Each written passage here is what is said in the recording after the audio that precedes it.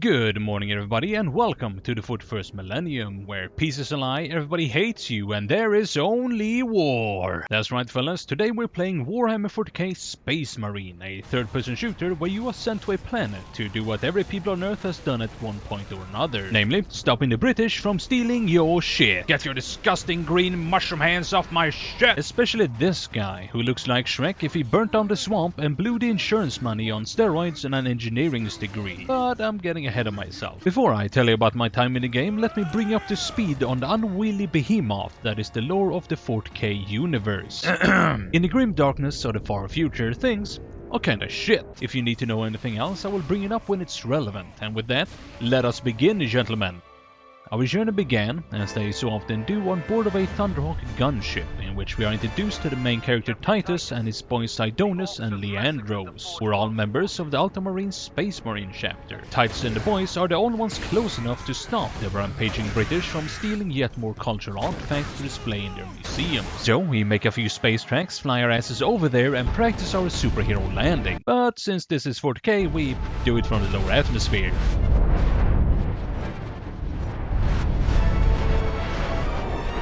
You are weak, brother. Having landed on one of their ships, we get the first glimpse of our enemy, the Orc. Well, technically the Gretchen, which is the lowest form of Orc, which fit in right at the bottom of Orc society, serving as manual labor, punching bags, and if there's nothing else within hand's reach when the mood strikes, a convenient snack for the larger boys. They don't pose much of a threat, so whenever I'm faced with a group of them, I like to do this. Come on! Yeah! Not only does their wanton brutality amuse me to no end, it also serves a very practical reason. There are only two ways to prevent death in this game. The first one is by actually being good at video games and not sucking, which means that it is completely out of the question for me. The second way is by killing your enemies in as brutal way as possible. Now that, I can do. Brash! Feeble! Foolish! Having disposed of the little buggers, we are faced with their larger cousins, the Orc boys, and finally by the big boss himself, who politely but firmly asks us to get off his ship. Get off my ship, Space Marine! Instead of doing that, we turn a massive AA gun to fire straight into the bridge of the ship, causing it to go into a steep dive and plunge into the planet below, with us still on board. But shit, being the heroes of the story, we naturally survived. I don't know if I can say the same about anyone nearby, but it wouldn't be Warhammer if there wasn't a risk of an excessive amount of collateral deaths. Kicking our way out of the wreckage, we find the first of many weapons, the bolter. Think of it as an assault rifle, but instead of chambering a bullet the size of your finger, it shoots Red Bull cans. Cans that after violently entering your body, explodes, turning your insides into your outsides, which, if you skip biology, is not good. After a while, we link back up with Leandros, our goody two-shoes squad mate, and together we fight our way through a trench system until we come upon some guardsmen, which is the regular army if the regular army consisted of billions upon billions of people. They kneel before my blueberry splendor and tells us that the highest ranking officer coordinating the defense of the planet is not a general, not even a colonel, but a lieutenant. Things are looking pretty grim. On our way to speak to said lieutenant, we run into Sidonus, who has kept himself entertained by, you guessed it, killing more orcs. And then we also pick up a chainsword, which is exactly what it says on the tin. Elegant weapon, but a more civilized day. We then kill some more orcs, talk to the lieutenant, pick up a purity seal, which allows us to enter sicko mode, kill more orcs, pick up a sniper bolter, and are asked to fuck up a gun the size of a small moon. You know, normal everyday shit. With that out of the way, we have a train to catch, but as usual when you use public transport, there's always one thing that will fuck things up, and this time it was an orc dropship. Fortunately for us, we found this plasma cannon. Unfortunately for us, we died like 5 times, but we don't have to talk about that. Having destroyed the ship and almost killing ourselves in the process yet again, we arrive a scant few kilometers from our target. So we take a peaceful stroll to the Manufactorum and have our path blocked by a servo skull bearing the seal of none other than Inquisition. Which, like their real-life counterpart, isn't an organization you want to cross, but being 40k, they naturally have to be a little bit more intense.